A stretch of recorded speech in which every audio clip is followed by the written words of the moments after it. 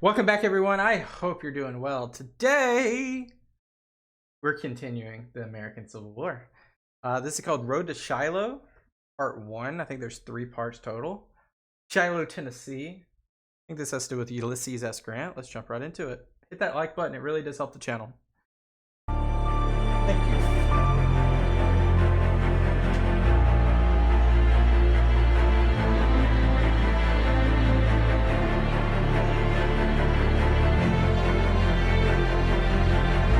True. Very true.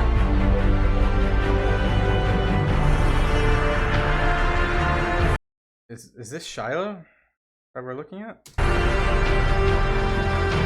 On February 22nd, 1862, Confederate President Jefferson Davis was officially inaugurated in Richmond, Virginia, his previous swearing-in having only been provisional. George Washington's birthday was a chilly day in Richmond, and by mid-afternoon, a steady rain fell over the city. The dismal weather provided an appropriate backdrop for the gloom that prevailed in the southern capital. News from General Albert Sidney Johnston's Western Department No. 2, an area stretching from the Appalachians to the Ozarks, proved most disturbing. Rumors of a great military disaster at Fort Donelson, 70 miles northwest of Nashville, Tennessee, added to the gloom. While not mentioning any specifics, President Davis concedes in his inaugural address that the tide for the moment is against us. A series of southern setbacks in the West had begun a month earlier. On January 19, 1862, Major General George B. Crittenden District of East Tennessee had been routed at the Battle of Mill Springs in eastern Kentucky. This defeat exposed Johnston's right flank. East Tennessee, a pro-Union region, was vulnerable to invasion by the way of the Cumberland Gap. During the first week of February, a joint federal Army-Navy expedition, commanded by a relatively obscure yet rising officer, Brigadier General Ulysses S. Grant, and his naval counterpart, Flag Officer Andrew H. Foote, entered northern Tennessee and on February 6, attacked Fort Henry on the Tennessee River. That was a rout. That was not even a competition. Donelson was at least some sort of a competition for a little bit. The Confederate fort fell after a 2-hour bombardment.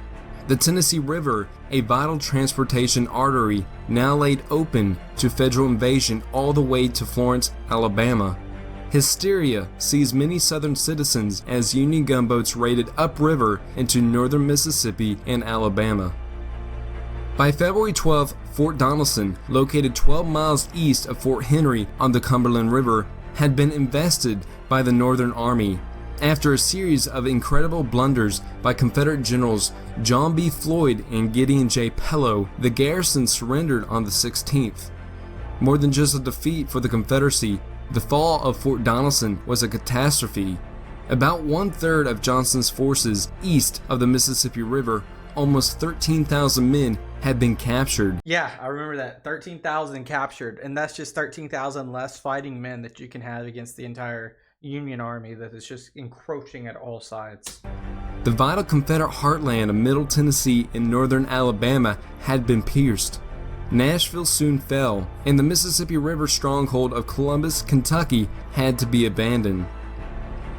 In southeastern Missouri, the Confederate stronghold on the Mississippi River, Island No. 10, was under siege by Major General John Pope's Federal Army, and it was only a matter of time before this fortification fell to the Yankees and would allow the Federals to establish a foothold on the Mississippi itself.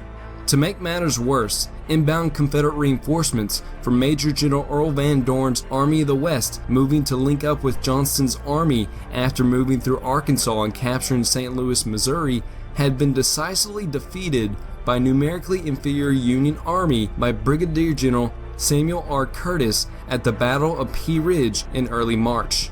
All across Middle and West Tennessee, General Johnston's forces were reeling south in disorder. Not good. Not good anywhere for the Confederate. If Sidney Johnston is not a general, we had better give up the war, for we have no general. Oof.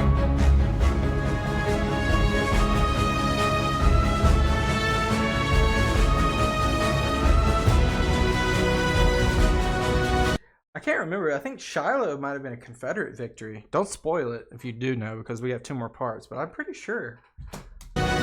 Born and raised in Kentucky and an 1826 graduate of the United States Military Academy at West Point, Albert Sidney Johnston had become one of the country's most dedicated soldiers.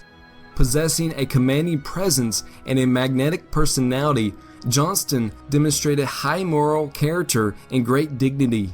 A close friend of Confederate President Jefferson Davis, Johnston was considered by Davis to be the finest officer in the Confederate States Army during this early stage of the war. Now gravely concerned about the Tennessee River route of Union invasion into the southern heartland, President Jefferson Davis belatedly attempts to repair the damage dealt to the Western theater. Under his orders, the Confederate War Department orders 5,000 Southern troops under Brigadier General Daniel Ruggles from New Orleans in a 10,000-man corps from Major General Braxton Bragg's Department of Alabama and West Florida to join Johnston in the North. Besides more troops and equipment, President Davis also sends Johnston another field commander, General P.G.T. Beauregard, the popular hero of the South for his prominent role in both the Battle of Fort Sumter and Battle of Manassas. Yep. Unfortunately for Johnston, Beauregard arrives in the Western Theater just as Johnston's Kentucky defensive line is collapsing. Alarmed by the unorganized and weak state of Confederate armed forces in the West, General Johnston's talented new second-in-command is pessimistic about the worsening situation and even considers returning to Virginia. Still critically ill, having had throat surgery before leaving Richmond, Beauregard would be plagued for several months in 1862 by a chronic bronchial infection and high fever, which greatly impairs his military effectiveness. Yeah. One serious problem was brought about by the fall of Fort Henry. The wide Tennessee River now separated Johnston's immediate field army into 2 wings. Beauregard is ordered by Johnston to take command of Major General Leonidas Polk's corps, stationed in western Kentucky and Tennessee, while Johnston himself retreats southward through Middle Tennessee with Major General William J. Hardee's corps, along with Major General George Crittenden's shattered division from East Tennessee. With federal forces posed to ascend the Tennessee River and carry the war southward into North Alabama and Mississippi, both Johnston and Beauregard see the critical need to concentrate their divided forces and defend the important Memphis and Charleston Railroad. A vital array of commerce, the railroad was the only all-weather east-west road in the South that linked the Mississippi River to the Atlantic seaboard on the East Coast. The location selected by the Confederates to collect and organize their converging force is the strategic railroad junction of Corinth, a small town of about 1,200 inhabitants located in northeast Mississippi. There, the North-South Mobile and Ohio Railroad, linking Kentucky with the Gulf of Mexico, crosses the Memphis and Charleston east-west axis. I hope this orientation is still north to the top, south to the bottom. Otherwise, I'm totally lost. Using the steam-powered technology of the modern industrial age, the Confederates transport thousands of soldiers and tons of equipment, both on land and water, from every corner of the Western Confederacy to Corinth. By the end of March, about 45,000 men present for duty had been amassed in northern Mississippi and southwest Tennessee. The arriving Confederate forces are reorganized into a new and somewhat unwieldy 4-corps structure called the Army of Mississippi. Major General Polk commands the 1st Corps, Major General Bragg commands the 2nd Corps, Major General Hardee leads the 3rd Corps, and Brigadier General John C. Breckinridge is given command of Crittenden's former division, now rebranded as a Reserve Corps. The Southern Army at Corinth bears a hodgepodge appearance. Major General Bragg, the strict disciplinarian, continuously refers to it as a mob. There are soldiers from all across the Confederacy in its ranks: Louisianians, Alabamians, Texans, Mississippians, and Tennesseans, all band together to form this ragtag army. A young Louisiana soldier notes the varied dress of the different commands. Some wear uniforms, some half uniforms, some no uniforms at all, wearing the civilian dress they brought from home. In addition, Yeah, I mean, it's ragtag. In addition, several different kinds of battle flags are carried among the four corps. We noticed. The most serious problem in Johnston's Western Army, however, is a lack of proper firearms. Perhaps We saw that all throughout the Confederate. less than 10,000 modern rifled muskets are in use. General Johnston had arranged for the shipment of several thousand British Enfields, which had reached southern ports through the Federal naval blockade, but mostly a motley collection of old smoothbores, flintlocks, squirrel rifles, and shotguns can be found among the army.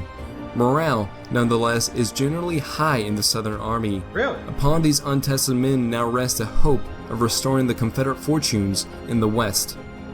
The news of the string of Sounds like a lot of these people are green, though. Maybe that's why they have optimism. victories in the Western Theater electrifies the North. The New York Tribune prints an extra, "Freedom, Fort Donelson taken." A gun salute is fired on Bunker Hill in Boston. Business stops on the Chicago Merchants Exchange and the Star-Spangled Banner is sung. In Washington, the news is greeted with wild cheering in both houses of Congress. Many believe that the war will be over by the end of the year, perhaps by the 4th of July. Yeah. Taking credit About that. for the Union's success is 47-year-old Major General Henry Wager Halleck, commander of the Department of the Missouri. Aloof and stern, he seeks complete autonomy for himself. Although intense pressure from the White House had been necessary to get Halleck to move, the St. Louis commander had seen the Cumberland and Tennessee rivers as a true point of penetration in the Middle South. With the twin victories of Forts Henry and Donelson under his belt, he boldly requests a merged Western Department with himself at the head. Halleck's wish is granted on March 11th, when he is appointed to command over the entire Western Theater. Old Brains immediately directs Major General Don Carlos Buell's Army of the Ohio to rendezvous with an expedition under Major General Charles F. Smith at the small river town of Savannah, Tennessee, 110 miles southwest of Nashville.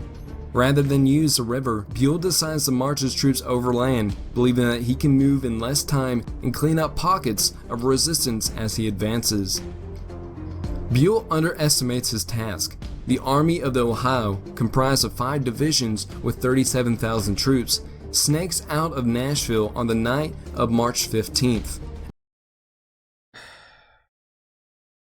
If this is all the troops that are, I don't know. See, that's the hard thing about some of this, is you don't know if this is all the troops in the area. Like, these are the players. I get that. But, like, what's Van Dorn doing? Is he just holding Little Rock? Like, does the South believe they have enough here for this? It's just so interesting because the Mississippi River is probably the most important thing in this entire, and they're very far from it. So, I don't know. Like, I would imagine, like, maybe I'm just thinking too much right here, but I would imagine, like, this is an interesting place to fight.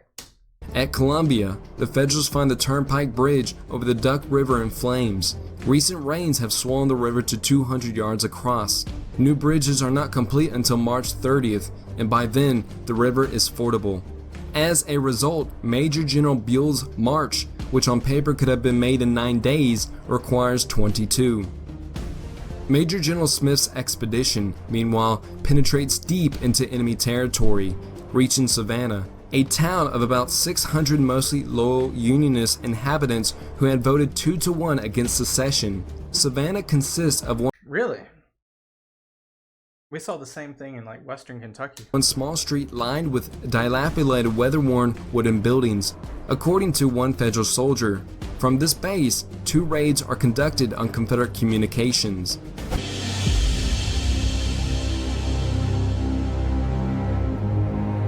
I have scarcely the faintest idea of an attack being made upon us.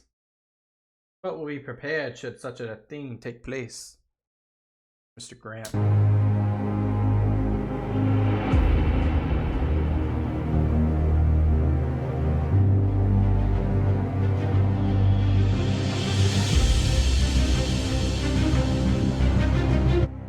Throughout the month, Major General Ulysses S. Grant's Army of the Tennessee begins to concentrate its 6 divisions around Savannah.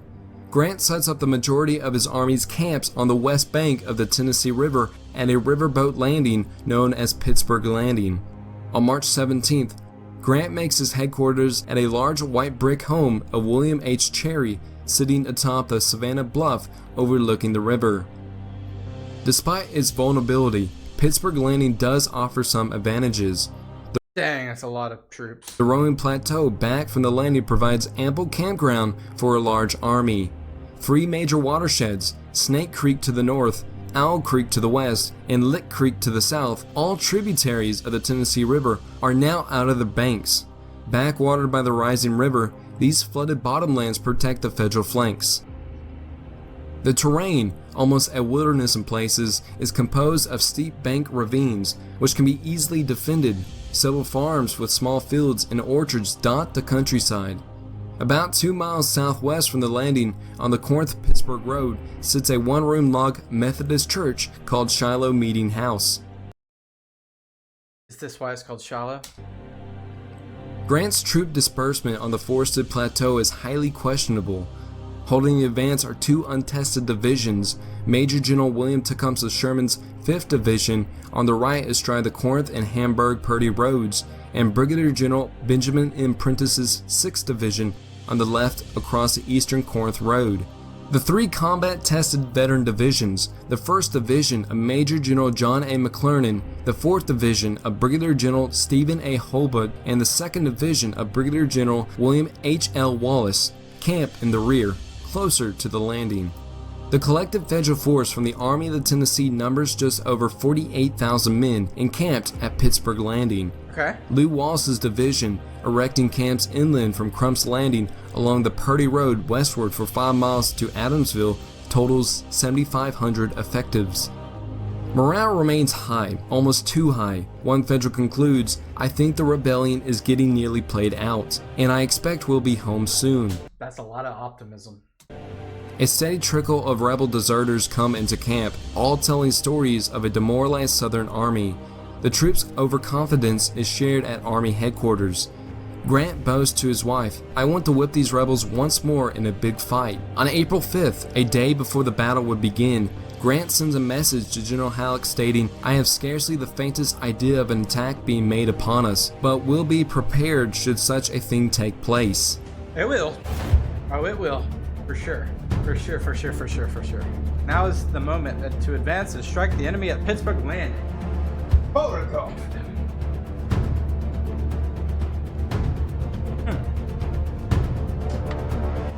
General Albert Sidney Johnston had worked frantically to mold his growing army, but on the night of April 2nd, time ran out. Major General Benjamin F. Cheatham, commanding the 2nd Division of Major General Leonidas Polk's 1st Corps, which was positioned 25 miles north of Corinth at Bethel Station in Purdy, Tennessee, reports that Lew Wallace's division is moving west in force, perhaps to make another raid on the Mobile and Ohio Railroad.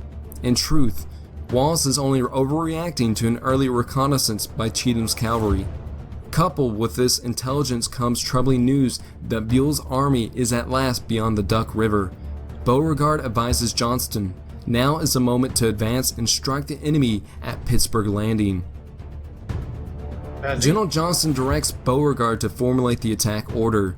The resulting directive had been called a formula for disaster. The Louisiana general plans for attack in successive waves, with each so this is like a preemptive design or blueprint of the attack. That's interesting. We haven't seen that yet. corps being in a parallel line behind the other. It is Johnston's stated objective to maneuver his Confederate Army of Mississippi so as to turn Grant's left, cutting federal retreat to the river, and then drive the enemy back into the flooded Owl Creek bottoms. To accomplish such a maneuver, however, more combat strength will be required on the Confederate right. Beauregard's plan instead places that Hardy's 3rd Corps is going to go through it. Equal strength across the entire front. As it is, Johnston approves and accepts Beauregard's complex plan. Beauregard's rigid marching timetable also quickly falls apart. Not all the troops are concentrated at Corinth, and the Confederate plans require a coordinated movement by thousands of men scattered across a 30-mile wide area to converge by various country roads to a selected point of concentration, an important intersection on the Ridge Road 14 miles north of Corinth. That point, known by a nearby local farmhouse called Mitchie's, lay 8 miles southwest of Pittsburg Landing. The movement of an inexperienced army 20 miles in a single day simply proves impossible.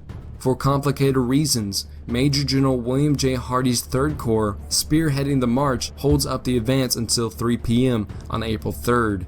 Horrid roads, poor guides, and green troops cause further chaos.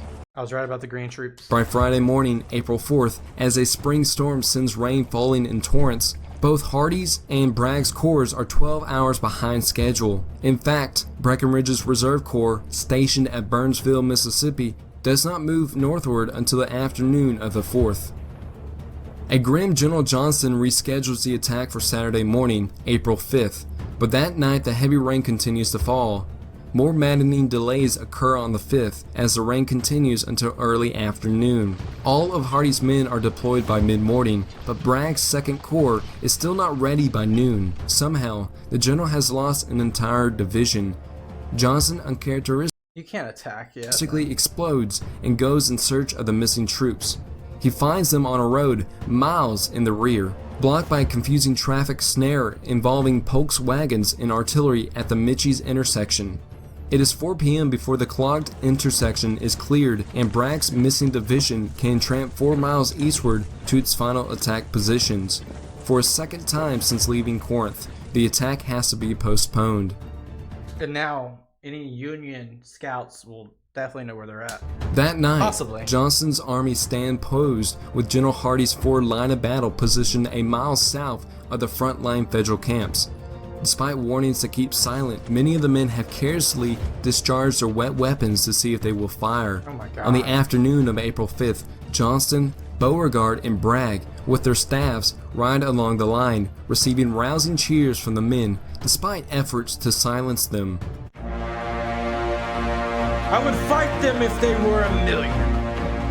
Okay. Sure.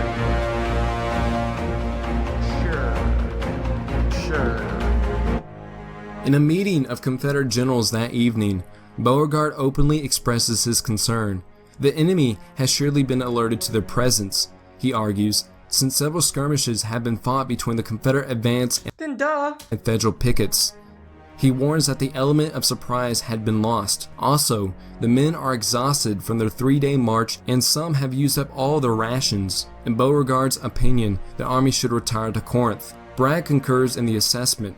Johnston, perhaps sensing his great hours at hand, reasons that the Federals could have no greater front between the two creeks than his army. I would fight them if they were a million, he resolutely declares to his commanders. The attack will begin at dawn as planned, and so, in the early hours of April 6, 1862, the Battle of Shiloh, or Battle of Pittsburg Landing, is posed to begin. Whoa. The Battle of Shiloh might be one of the biggest battles that we've seen so far. And I can't wait. Thank you guys so much. We shall, over the next day or so, unless you're watching this in the future, over the next day or so, we shall put the part 2 out for the Battle of Shiloh.